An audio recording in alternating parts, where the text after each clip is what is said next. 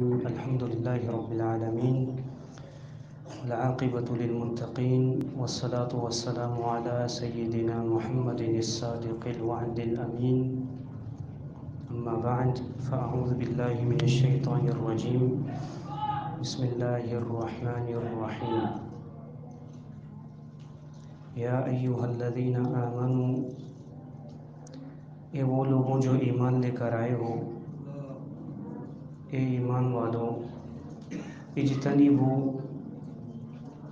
تم بچو، کثیرا من الظن، بہت زیادہ گمان کرنے سے، ان بے شک بعض الظن، کچھ گمان ایسے ہیں، اثم جو کہ گناہ ہیں۔ یہ سورہ حجرات کی آیت نمبر 12 ہے۔ اس کو بھی انشاءاللہ ہماری مختلف نشستوں میں اس کو مکمل کریں گے۔ اب جو 3 اسباب میں نے آپ کو ذکر کیے تھے کہ ٹوٹل 6 اسباب ہیں، نفرت کے، جدائیگی کے، قطع تعلقی کے، مومنوں کے آپس میں، 3 پیچھے گزر گئے، ابھی باقی 3 اس آیت میں ذکر ہو رہے ہیں۔ پچھلی آیت میں 3 اسباب جو ذکر کیے گئے ہیں، ایک سخری یا دوسرا لمز، ایک جوئی کرنا، تنافس بالالقاب، ایک دوسرے کو برے القابات سے پکارنا، وہ جو پیچھے 3 اسباب گزرے ہیں ان کا تعلق اس وقت سے ہے جب لوگ ایک دوسرے کے آمنے سامنے موجود ہوتے ہیں۔ میرا بھائی کوئی سامنے موجود ہو، میں اس کا مذاق اڑاؤں اس کی موجودگی میں، یا اس کے سامنے عیب جوئی کروں، یا اس کو برے لقب سے پکاروں، یہ سارے 3 جو کام ہیں یہ حاضری کے وقت ہوتے ہیں، یعنی بندہ موجود ہو اس وقت۔ ابھی اگلے جو 3 اسباب ہیں خرابی کے، نفرت کے، جدائیگی کے، ان کا تعلق اس وقت سے ہے جب آپ کا سامنے والا بھائی موجود نہیں ہوتا آپ کے پاس۔ وہ 3 اسباب کیا ہیں؟ ایک ہے بدگمانی، کسی کے سامنے آپ لیبل نہیں لگاتے کہ میں آپ کے بارے میں بدگمان ہوں، ذہن میں رکھ دیتے ہیں آپ۔ دوسرا تجسس، کسی کی ٹوہ میں لگنا، کسی کے گناہ غلطیاں تلاش کرنا، سامنے والے کو پتہ نہیں ہوتا۔ تیسرا غیبت کرنا، آپ کا بھائی جس کے بارے میں آپ برا تبصرہ کر رہے ہیں وہ آپ کے سامنے موجود نہیں ہوتا۔ تو ابھی یہ جو 3 اسباب ذکر کیے جا رہے ہیں ان کا تعلق غیر موجودگی سے ہے۔ پہلا سبب کیا ہے؟ پہلا سبب ہے بدگمانی۔ اللہ تعالیٰ کا فرمان ہے، یا ایھا الذین آمنوا، اے ایمان والو، اجتنبوا کثیرا من الظن، بہت زیادہ گمان کرنے سے بچو۔ سب سے پہلے یہ بات آپ سمجھ لیں کہ انسان جب تک زندہ ہے یا جب تک جاگ رہا ہے، جب تک زندہ ہے یا جب تک جاگ رہا ہے، خیالات کی کوئی لمٹ نہیں ہے۔ انسان جو سوچتا ہے، جو خیال اس کے ذہن میں اور دل میں آتے ہیں، یہ غیر اختیاری کام ہے، بندے کے اختیار میں نہیں ہے۔ آپ خالی بھی بیٹھے ہوں، راستے میں جا رہے ہوں، سفر میں کوئی کام کر رہے ہوں، آپ کا اپنا اختیار نہیں ہے، خیال کسی کا بھی اختیار نہیں ہے خیالات کو کنٹرول کرنے پر۔ ظن کا مطلب یہ ہوتا ہے خیال، میں تفصیل میں نہیں جا رہا، اس کا مختصر یہ مطلب ہے خیال، دل میں یا ذہن میں کوئی خیال آ گیا، اب اس پر بندے کا کنٹرول نہیں ہے، تو پھر اللہ کیوں کہہ رہا ہے کہ گمان کرنے سے بچو؟ اللہ تعالیٰ نے جو بھی احکامات دیے ہیں، جن بھی احکامات کا ہمیں پابند کیا ہے، انہی احکامات کا کیا ہے کہ جو بندہ کر سکتا ہے یا نہیں کر سکتا۔ مثال کے طور پر اللہ نے کہا نماز پڑھو، اب نماز پڑھنا بندے کی طاقت میں ہے، اختیار میں ہے۔ شراب مت پیو، اس سے بندہ روک سکتا ہے، لیکن خیالات ایسی چیزیں بندہ کنٹرول ہی نہیں کر سکتا اس پہ کہ وہ اپنے خیالات تھام دے، اس کو روک لے، سوچنا بند کر دے، نہیں۔ تو پھر اللہ کیوں کہہ رہا ہے کہ بہت زیادہ گمان کرنے سے بچو؟ اس کی وجہ آگے آ رہی ہے، علت آگے ہے۔ اس سے پہلے آپ یہ سمجھ لیں کہ خیالات دو قسم کے ہوتے ہیں کسی کے بارے میں۔ دیکھیں، ہمارا تعلق اپنے انسانوں کے، مسلمانوں کے ساتھ ہے، جانوروں کی بات نہیں ہو رہی، شرعی احکامات کی بھی بات نہیں ہو رہی۔ اس صورت میں ادب سکھایا جا رہا ہے نا مومنوں کو آپس میں۔ تو خیالات کی ایک قسم اچھے خیالات، میرا ایک بھائی ہے، بظاہر وہ مسلمان ہے، کسی برے فعل میں مبتلا نہیں، اب میں اس چیز کا پابند ہوں کہ ہر مسلمان کے بارے میں اچھا گمان رکھوں کہ یار یہ میرا مسلمان بھائی ہے، یہ اچھا ہے، یہ کسی کو دھوکہ نہیں دیتا، یہ برے کسی فعل میں مبتلا نہیں، یہ ہر شخص پر واجب ہے، یہ مسلمان کا مسلمان پر حق ہے۔ کیوں؟ اس کی وجہ یہ ہے کہ رسول اللہ کا فرمان ہے کہ عزتیں بھی حرام ہیں تمہاری ایک دوسرے کی۔ عزتیں حرام ہونے کا مطلب یہ ہے کہ آپ اگر کسی کے بارے میں برا گمان رکھ رہے ہیں تو گویا آپ اس کی عزت پر ہاتھ ڈال رہے ہیں۔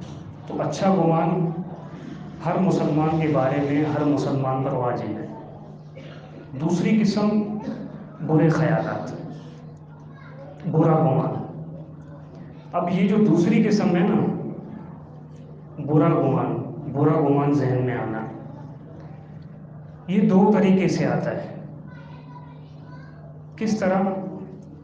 برا گمان یا تو دلیل کے ساتھ آتا ہے ذہن میں، یا بغیر دلیل کے آتا ہے۔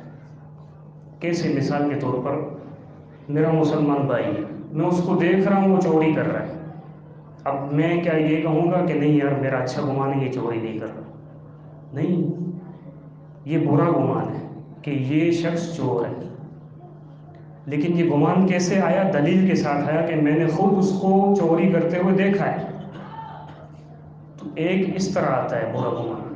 دوسرا برا گمان آتا ہے جس کو ہم کہتے ہیں خام خیالی۔ کوئی دلیل نہیں، کوئی حقیقت نہیں، کوئی ثبوت نہیں، بس میں نے کسی کے بارے میں خیال ٹھان لیا ہے، بنا لیا ہے کہ یہ شخص برا ہے۔ دوسرا یہ کہ کبھی کبھی بدگمانی دلیل کے ساتھ آتی ہے، لیکن وہ دلیل ہماری نظروں میں صحیح ہوتی ہے، لیکن حقیقت میں وہ دلیل باطل ہوتی ہے۔ مثال کے طور پر کوئی شخص ہے شادی شدہ، اس کی بیوی ہے، بیوی موبائل یوز کر رہی ہو، اب ظاہر سی بات ہے بھائی، جس طرح میں اگر شادی شدہ ہوں، میں لڑکا ہوں، میرے دوست لڑکے ہیں، تو کیا میری بیوی کی سہیلیاں نہیں ہوں گی؟ ہوں گی۔ اب آج کل موبائل فون کا دور ہے، میں دیکھوں اپنی بیوی کو میسج کرتے ہوئے کسی اپنی سہیلی کے ساتھ، وہ ہنس رہی ہو، اب میں یہ گمان کر لوں، بظاہر تو دلیل ہے نا کہ یار لگتا ہے یہ کسی لڑکے سے بات کر رہی ہے، اس کا لگتا ہے کوئی غلط کانٹیکٹ ہے، غلط تعلقات ہے۔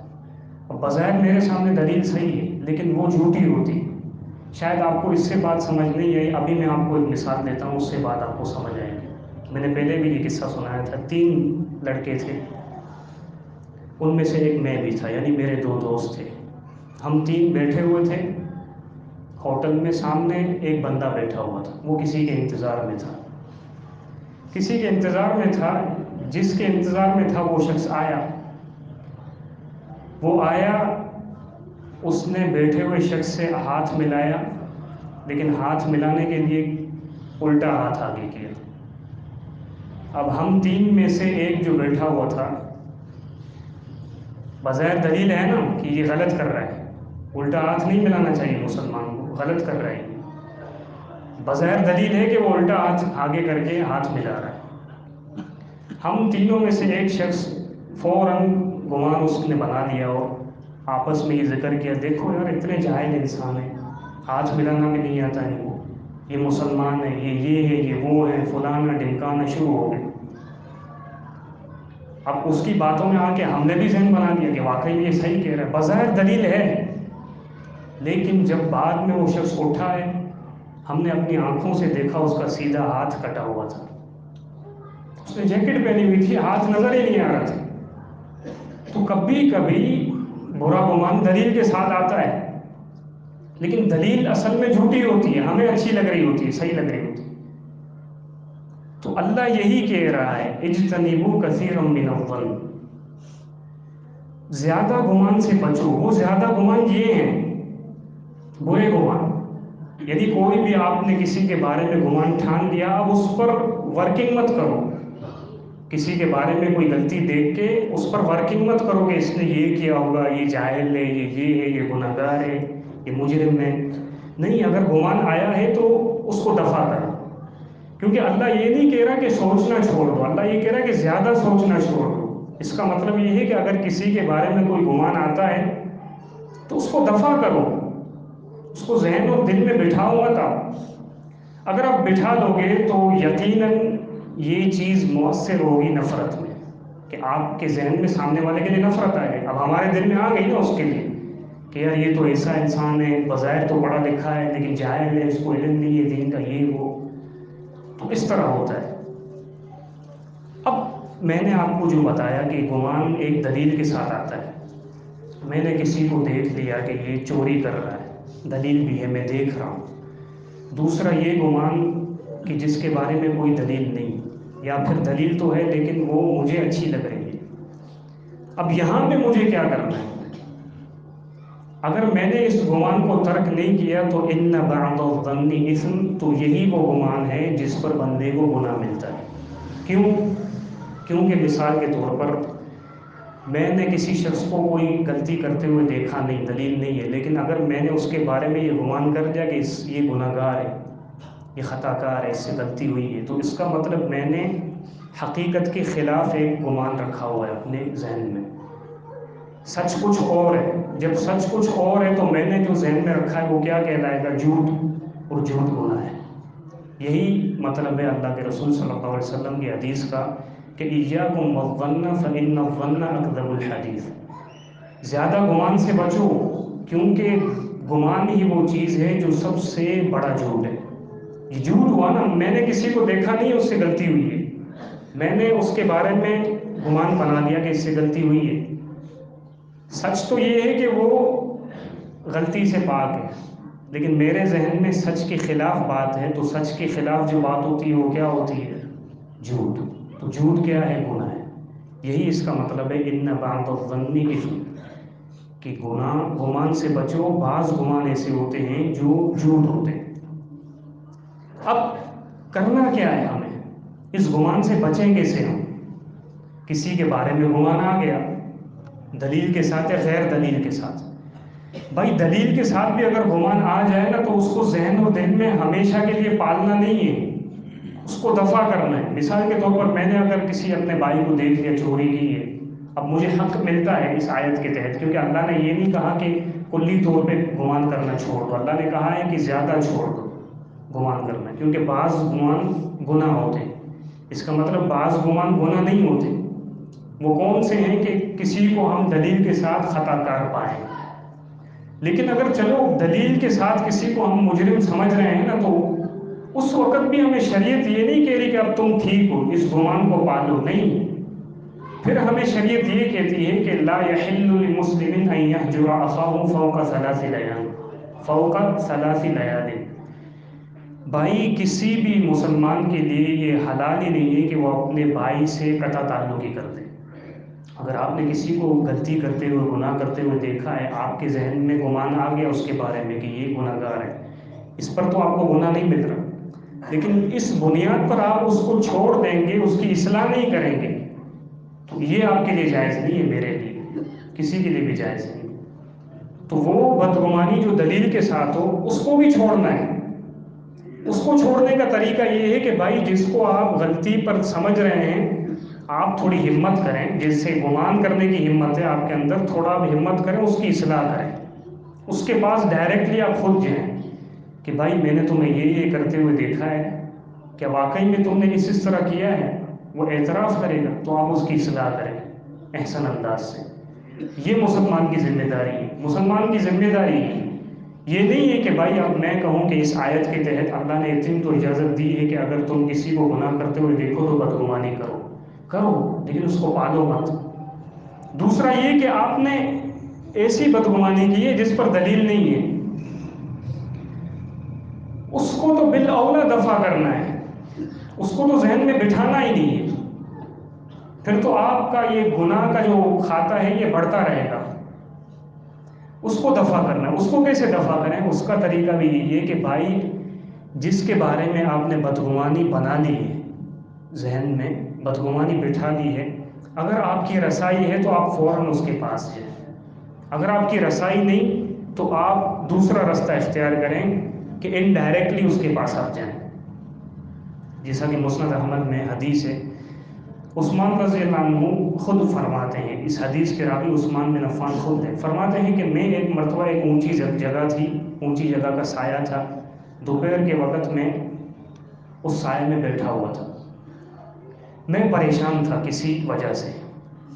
وہ وجہ یہ تھی کہ اللہ کے رسول صلی اللہ علیہ وسلم فوت ہو گئے اور مجھے ایک سوال پوچھنا تھا، وہ میں سوال نہیں پوچھ سکا۔ اتنے میں عمر بن خطاب گزرتے ہیں وہاں سے، عمر بن خطاب سلام کرتے ہیں، عثمان رضی اللہ عنہ اتنی ٹینشن میں ہوتے ہیں کہ جواب ہی نہیں دیتے۔ عمر رضی اللہ عنہ چلے گئے۔ یہ صحابہ تھی، بدگمانی آئی کہ نہیں آئی عمر کے ذہن میں رضی اللہ عنہ؟ میں کسی کو سلام کروں جس سے میرا اچھا تعلق ہو، وہ کسی کام میں مشغول بھی نہ ہو بجائے، وہ جواب نہیں دے گا تو میرے پاس یہ دلیل ہے کہ یار لگتا ہے کچھ اس کے دل میں میرے لیے چپکلیش ہے۔ لیکن عمر رضی اللہ عنہ کا منہج کیا تھا؟ عمر رضی اللہ عنہ نے اس گمان کو اپنے دل و دماغ میں پالا نہیں ہے، اس کو پوسا نہیں ہے، بلکہ فوراً عمر رضی اللہ عنہ نے کیا کیا؟ ابو بکر کی طرف گئے رضی اللہ عنہ، کہا کہ ابو بکر تھوڑا چلیے، عثمان رضی اللہ عنہ کو میں نے سلام کیا ہے، انہوں نے جواب نہیں دیا ہے، ذرا ان سے پوچھیے کیا معاملہ ہے، کوئی معاملہ ہے دل میں تو وہ بتا دیں۔ ابو بکر اور عمر دونوں ساتھ گئے رضی اللہ عنہما، عثمان کے پاس گئے، ابو بکر نے سلام کیا تو عثمان رضی اللہ عنہ تھوڑا چوکنے ہو گئے۔ ابو بکر نے کہا کہ آپ کا یہ بھائی عمر آپ کے پاس آیا، آپ کو سلام کیا، آپ نے جواب نہیں دیا۔ عثمان نے کہا کہ مجھے پتہ ہی نہیں ہے کہ وہ کون آیا اور کس نے سلام کیا۔ عمر رضی اللہ عنہ قسم کھا رہے ہیں کہ اللہ کی قسم میں نے آپ کو سلام کیا اور آپ نے جواب نہیں دیا سننے کے باوجود۔ عثمان کہہ رہے ہیں کہ میں نے سنا ہی نہیں ہے۔ پھر ابو بکر رضی اللہ عنہ سمجھ گئے کہ ہاں عمر تم نے سلام کیا ہوگا، اور عثمان واقعی میں تم اتنے کسی بات میں مشغول ہوگے، منہمک ہوگے کہ تمہیں پتہ ہی نہیں ہوگا کہ کون گزرا، کس نے سلام کیا، شاید تم کسی ٹینشن میں لگ رہے ہو۔ تو پھر عثمان رضی اللہ عنہ نے کہا کہ ہاں مجھے ایک پریشانی تھی کہ میں نے اللہ کے رسول سے ایک سوال نہیں کیا تو مجھے کرنا چاہیے تھا، اس پریشانی میں اتنا ڈوبا ہوا تھا کہ مجھے پتہ ہی نہیں تھا کون آ رہا ہے، کون جا رہا ہے، کون سلام کر رہا ہے، کون جواب دے رہا ہے، کچھ پتہ نہیں تھا۔ تو کہنے کا مقصد یہ ہے کہ بھائی بدگمانی آتی ہے، معاشرہ ہے، انسان ہے، خیالات ہیں، اس پر روک انسان کا اختیار نہیں ہے، لیکن بدگمانی کو آپ پالیں مت، فوراً اس کو ختم کریں۔ اللہ یہ کہہ رہا ہے اجتنبوا کثیرا من الظن، وہ طریقے اختیار کریں بدگمانی ختم کرنے کے۔ غلطیاں بھی ہوتی ہیں سب سے، مثال کے طور پر اگر کسی سے غلطی ہو جائے، میں دیکھ بھی لوں، میں بدگمانی ٹھان لوں، پکڑ لوں ذہن میں، تو میں یہ تو دیکھوں کہ بھائی میں کون سا پاک صاف ہوں۔ اگر سامنے والے سے غلطی ہوئی ہے، میں نے دیکھا ہے، میں بدگمانی اپنے دل و دماغ میں بٹھا رہا ہوں اور میں یہ کہہ رہا ہوں کہ یہ گناہ بھی نہیں، تو میں یہ تو دیکھوں کم از کم کہ میں کتنا پاک صاف ہوں۔ تو اس لیے ہماری ذمہ داری یہ ہے کہ بھائی فوراً کسی کو آپ دیکھیں غلطی کرتے ہو تو اس کی اصلاح کریں، بدگمانی ذہنوں میں پالیں مت۔ اور اگر کسی کو آپ نے دیکھا ہی نہیں ہے غلطی کرتے ہوئے، کسی کی بات سنی ہے، آپ نے دیکھا ہے، دلیل کے ساتھ نہیں دیکھا، اس کو جو دلیل ہے وہ کمزور ہے، یا کسی نے آ کر آپ کو بتایا کہ فلاں فلاں نے یہ کام کیا ہے، تو اس وقت تو یہ بنتا ہی نہیں ہے، کوئی گنجائش بنتی ہی نہیں ہے کہ آپ کسی کے بارے میں بدگمانی کریں۔ اگر انسان یہ سمجھ لے نا کہ یار میں ہی سب سے بڑا خطا کار ہوں، تو کبھی بھی اس کے دل میں کسی کے لیے بدگمانی، نفرت آئے گی ہی نہیں۔ اصل وجہ یہ ہے کہ ہم دوسروں کو خطا کار سمجھتے ہیں، گناہ گار سمجھتے ہیں، اپنی طرف توجہ نہیں ہوتی، جیسا کہ رسول اللہ صلی اللہ علیہ وسلم کا فرمان ہے الادب المفرد میں کہ یبصر احدکم القذاة فی عین اخیہ وینسی الجذع فی عین نفسہ، کہ تم میں سے ہر شخص دوسرے کی آنکھ میں تنکا یا مٹی کا ذرہ بھی چلا جائے وہ دیکھ لیتا ہے، لیکن اپنی آنکھ میں کھجور کا تنا بھی چلا جائے اس کو نظر نہیں آتا۔ اگر صرف بندہ اس پر آ جائے نا کہ یار میں کتنا گندا ہوں، میں اپنی اصلاح کروں، تو پھر کبھی بھی وہ کسی کے بارے میں بدگمانی نہیں کرے گا۔ لیکن ہمیں دوسروں کی آخرت کی فکر ہوتی ہے، اپنی آخرت کی فکر نہیں ہوتی کہ فلاں نے یہ غلطی کیوں کی ہے، فلاں ٹھیک ہو جائے، فلاں یعنی دنیا اچھی ہو جائے، صحیح ہو جائے، میں بھلے جیسا بھی رہوں۔ اصل یہ ہوتی ہے چیز کہ بھائی میں اچھا ہو جاؤں، دنیا کیسی بھی ہو۔ اللہ تعالیٰ سے دعا ہے کہ اللہ تعالیٰ ہمیں ان باتوں کو سمجھنے کی توفیق عطا فرمائے۔ وآخر دعوانا ان الحمد للہ رب العالمین۔ اس ویڈیو کو زیادہ سے زیادہ شیئر کیجیے اور ہمارے چینل سبحانی مسجد لیاری کو سبسکرائب کیجیے اور صدقہ جاریہ کے مستحق بنیے۔ جزاکم اللہ خیرا کثیرا فی الدنیا والآخرہ۔